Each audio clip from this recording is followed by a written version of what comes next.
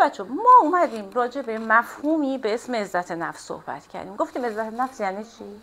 یعنی احساس نافذ و فراگیر من نسبت به من و موقعیت من در جهان هستی.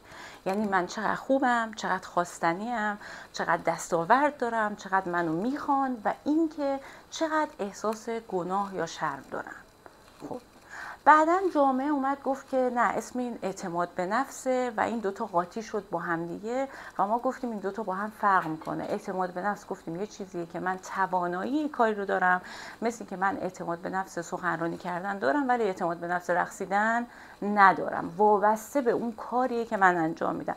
ولی گفتیم عزت نفس یک ریشه‌ای تره، گفتیم احساسیه که من دارم نسبت به خودم، چقدر من خودم رو خواستنی میدونم، چقدر من خودم رو دوست داشتنی میدونم، چقدر احساس میکنم تو این جهان هستی یک کسی هستم، موقعیت من موقعیت متزلزلی هست یا نیست. این عزت نفس ما رو مشخص میکنه. حالا امروز میخوایم راجع به این صحبت کنیم که با چه کارهایی ما میتوانیم عزت نفسمون رو بالا ببریم. گرچه نسخه کلی ما نداریم، برای هر فردی جداگانه باید نسخه بپیچیم که چیکار کنه که عزت نفسش بره بالا، ولی یه راهکارهای خیلی خیلی کلی رو ما داریم از زبان فلاسفه قدیم، ما داریم همینجوری به تدریج میایم به جلو که راجبش حرف بزنیم. گفتیم کارل نیوپورت گفت اساساً در عصری که همش ما داریم دوپامین دریافت میکنیم، نشستیم های استوری اینستاگرام چک میکنیم، یه بمبی از دوپامین دریافت میکنیم، تمرکز و عزت نفس یک موهبت نادریه.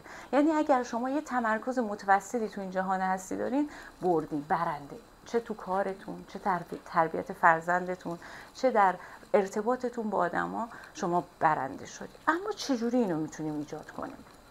خب به نظر میاد که من آدمیم که نگاه میکنم زشتم، روابط بسیار بدی با آدما دارم، پارتنرم رو از دست دادم، همش با دیگران در جنگم، هر جا میرم سر کار منو اخراج میکنن یا خودم فوری بهم بر میخوره میام بیرون. خب در نتیجه مغز من یه سناریو رو ران میکنه و به من میگه که جایگاه تو در جهان هستی متزلزله.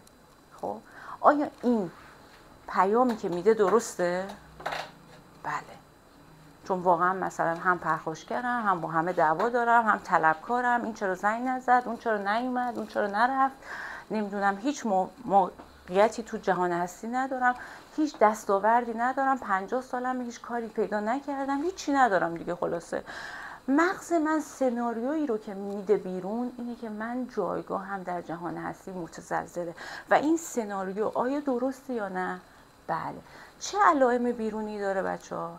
من دلهره دارم، من اضطراب دارم، احساس گناه دارم، وارد جمع میشم میگم با منن، این با من بی‌محلی کرد یا هم با همه است. یعنی همش نگران موقعیت خودم تو جمع هستم.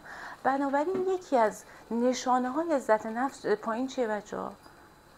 من همکارم جواب سلامم درست نمیده، 5 روز دارم بهش فکر میکنم. وقتی یه چیز خوبی در دیگری میبینم تحسین نمی کنم، یه ایرادی میگیرم، میگم که آره شوهرت با این که خیلی خوبه ولی یادت باشه وقتی باش بیرون میری مثلا چی بپوش، کفش پشت بلند نپوشی ها، تو قدت میزنه از اون بالاتر. چی دارم میگم بچه ها؟ یه ایرادی رو در دیگری بهش نشون میدم. چرا بچه ها؟ برای اینکه عزت نفسم اونقدر بالا نیست که قد شناس باشم، خوبی‌های دیگران رو بهشون بگم، ایرادا رو پیدا میکنم. جوابش هم خیلی وقتا مشخصه دیگه، من صادقانه دارم برخورد میکنم، ولی اون داره به زبان بی زبانی به شما میگه من عزت نفسم پایینه. عزت نفس پایین یعنی من همش ایراد پیدا میکنم، همش این لباس رو پوشیده اصلا قشنگی ها، ولی حالا یه رنگ دیگه میپوشیدی یه ذره بهتر. یه ذره مثلا امروز بود فکر کنم یا دیشب بود، داشتم تو اینستاگرام میدیدم زیر پستم نوشتن که اول برو لباس پوشیدن تو یاد بگیر بعد بیا حرف بزن راجع به زبان بدن. یعنی اگر ما عزت نفس کافی نداشته باشیم دفعه بعد دیگه نمیایم ورکشاپ بدیم، اما من حتما یه اشکالی دارم، درسته؟ که بعد بین همدیگه بحث بود، یکی میگفت مثلا برای چی نگاه میکنی به لباسش، به حرفاش گوش بده، اون یکی میگفت به تو چه ربطی داره، اون میگفت نفر اول استان خانم دوته، اون یکی میگفت کدوم استان، من گلاب تپه واقعا خندم گرفته بود به اونی که اینو نوشت. گفتم واقعا تو بامزه‌ای، من تا حالا گلاب تپه نشیده بودم. بعد حالا اومد تو دایرکت گفت که مثل که با شما نمیشه دعوا کرد و اینا، حالا یا هر چیز دیگه. یعنی ما در نتیجه گیری که ما از این جریان میکنیم، اون آدم حالش امروز بده، یه دعوایی کرده، حالا با دوست پسرش دعوا کرده، با مادرش دعوا کرده، یه جوری میخواد به من گیر بده، حالا از هر راهی.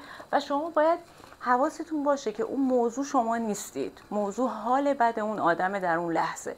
بنابراین کسی که عزت نفس بالا داره میگه خب حالا این یه چیزی گفت دیگه، خب و شوخی برگزار میکنه و تموم میشه میره.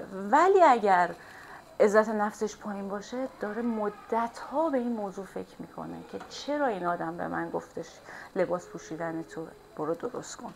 حالا یه آدم دیگه بامزه نوشته بود، اون خیلی خندید منو، گفتش که اتفاقا نه خانم دکتر خیلی خوب، آدم متعهدیه ولی یه ایراد کوچیکی در حجاب داره. خب بالاخره هر کسی یه ایرادی داره دیگه. من داشتم نمیدونستم اینو تحسین تلقی کنم یا نه، فقط میخندیدم. یعنی فقط از این میزان مکالماتی بین آدم ها بود خندم گرفته بود و خیلی آره جز 14 دقیقا جز 14 مسو و آره با یه خلوص نیتی هم میگفت، مثلا داشت میگفتش که آره نه خانم دکتر اون قدم بد نیست و حالا همه یه ایرادی دارن، ایراد خانم دکتر حجابشه و حالا باید ببخشیم این ایرادشو مثلا. آره این ایرادش و یه چیزی اینجوری گفت جز 14 معصوم همه یه بالاخره یه اشکالی داره و خیلی بامزه بود. اینقدر این با خلوص نیت میگفت که من ازش تشکر کردم، مرسی که این همه خوبی تو من دیدی و حالا فقط یه حجاب ایراد من بود، ایرادام خیلی بیشتر از یه حجابه. یعنی در کل میخوام بهتون بگم که وقتی ما عزت نفس بالا داریم یا بر اساس اون فیدبک هایی که از محیط به ما وارد میشه، حالمون بالا پایین میشه. یعنی من یهو میام میگم که الهه چرا موهات اینجوریه، یه الهه 5 روز داره به این موضوع فکر میکنه که چرا مثلا این موهای، اصلا فکر نمیکنه که ممکنه من دلم میخواسته موهای اون شکلی داشته باشم و ندارم، حالا دارم مثلا چیکار میکنم، با ایراد گرفتن از موهای اون چیکار میکنم، احساس اون خواستن و تمنای خودم رو آروم میکنم. برای همین خیلی مهمه اگه آدمایی رو دیدین که میتونن بقیه رو تحسین کنن، بقیه رو به جا بیارن، اون آدمایی هستن که عزت نفسشون بالاست، اصلا نگران نیستن از یکی تعریف کنن، چیزای خوب رو پیدا کنن توش. یه چیزی که وجود داره این گسلایتر نیستن، حالا از بخش درونی خودشون بگذریم، این آدما حتما هستن قطعا همینه. یعنی یه بخش فاصله بگیریم، آره یه بخشش اینه ما مشکل رو نداشته باشیم، اونا هی ما رو گسلایت کنن، هی دستکاری کنن، هی مثلا احساس کنیم که وای. خب بچه یه چیزی هست، من اینو با یه مثال براتون توضیح میدم. وقتی که مثلا یه نفر یه ایرادی از شما میگیره، شما یه رفرنسی دارین دیگه. وقتی یکی میاد توی اینستاگرام مینویسه لباس پوشیدن تا اول برو یاد بگیر، شما میرین نگاه میکنین آیا واقعا لباس پوشیدن چیز عجیبیه؟ جواب نه. پس برای چی من باید فکرم مشغول باشه؟ می‌دونی چی دارم میگم؟ یعنی اون موضوع رو میری بررسی میکنی، نه به عنوانی که اون آدم چی داره میگه. اون آدم آره مشخصه که به قول شما داره گسلایت میکنه یا اصلا حالش بده اون روز، یا یه دشمنی با شما داره، یا خیلی وقتا آدما مراجعه میکنن چیزایی که من بهشون میگم چیزای خوشایندی نیست، مثلا ممکن ناراحتشون کنه، اونجا داره جبران میکنه مثلا. ولی ما موضوع رو جدا از اون حرفایی که اون آدم زده بررسی میکنیم. آیا واقعا لباس من بده؟ آیا مطابق با عرف هست یا نیست؟ اگه نیست، مثلا من یادم میاد که یه بار یه نفری برای من کلی بد و بیرا نوشته بود و رفتم نگاه کردم، واقعا حواسم نبوده، لباسم مثلا خیلی باز بوده و بعد از اون رعایت کردم، نه به خاطر اینکه خب پیج تحت قوانین جمهوری اسلامی و فلان اینا هست. یعنی شما کار نداری که اون آدم با چه نیتی این کار رو میکنه. قطعا نیتش نیت خوبی نیست خیلی وقتا، یا اثر نادانی و جهله. چون شما حتی اگه نیتت هم مثبت باشه هیچ وقت نمیای اینجوری مطرح کنی. یعنی ما بلند نمیشیم تو خیابون به بقیه بگیم حجابتو رعایت کن، لباستو اینطوری بپوش، اونجوری بپوش، حتی اگه این واقعا نیت خوبی باشه اجازه این کارو نداریم. ولی به عنوان کسی که مورد این انتقاد قرار میگیریم باید بدونیم اگر اون انتقاد درستیه، خب ازش استفاده میکنن. وای خانم دکتر چقدر مطلب شما مثلا اینجوریه اونجوریه، مثلا نگاه میکنم آیا واقعا اون حرف درسته؟ اگه درسته رعایتش میکنم، اگه درست نیست هر چقدر با آب و تاب و لحن خوبی گفته بشه شما میدونید درست نیست، انجامش نمیدید. پس شما یه معیار دارید جان. وقتی یک شب مثلا من الان امروز خیلی حالم خوبه که موهام خیلی خوشگله بودم و یه نفر میاد میگه که مثلا خیلی بد شده.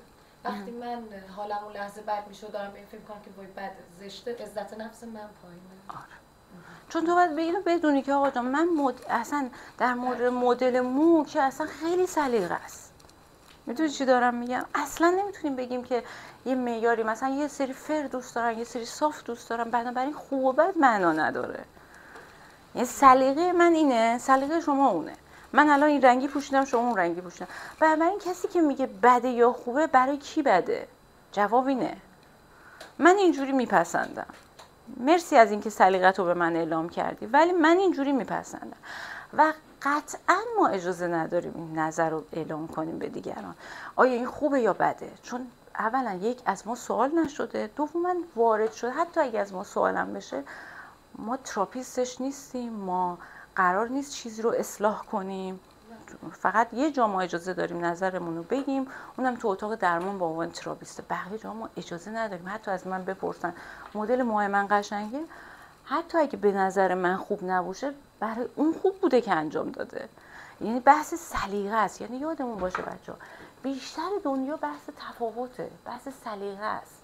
هر کدوم شما یه مدل سلیقه‌ای دارید. نمیشه گفت که خوبه یا بده. آفاق یه لباسی میپوشه، من یه لباسی، آتنا یه لباس دیگه میپوشه. خب اینجا خوب و بد معنا نداره، اینجا سلیقه است. بنابراین این که من بگم خوبه یا بده اصلا معنی داره؟ معنی نداره، فقط تفاوت سلیقه است. پس بنابراین عزت نفس میگه که سلیقه شما اونه، سلیقه من اینه. درسته؟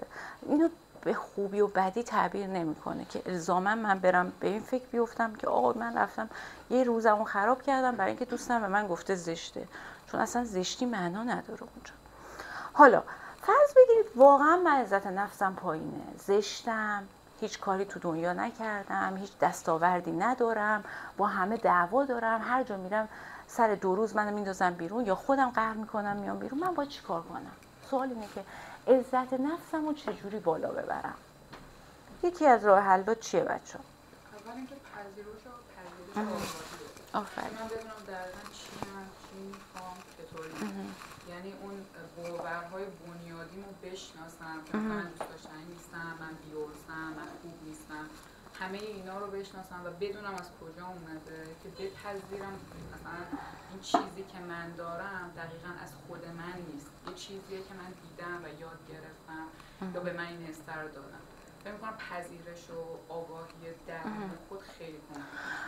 درسته. ببینید بچه‌ها یه چیزی که هست، اگه من هیچ کاری نکردم، من الان 40 سالمه بچه‌ها، به شما میگم نه کار دارم، هر رابطه ای رو سر یه هفته‌ای دعوا میشه میام بیرون، دوست صمیمی ندارم، شغل ندارم، خب باید برای چی عزت نفس داشته باشم؟ هیچی ندارم. درسته؟ آره. برای من این آیا میتونم با این شعار fake it till make it درستش کنم، اداشو در بیار تا صاحبش بشی درستش کنم؟ نه، ما نمیتونیم. من بیام ادای آدمی رو در بیارم که عزت نفس بالایی داره ولی شما میدونید پشت این حرفای من هیچی نیست، من نه دستاوردی دارم نه اصلا کتابی مطالعه میکنم. آره بابا تو راست میگی،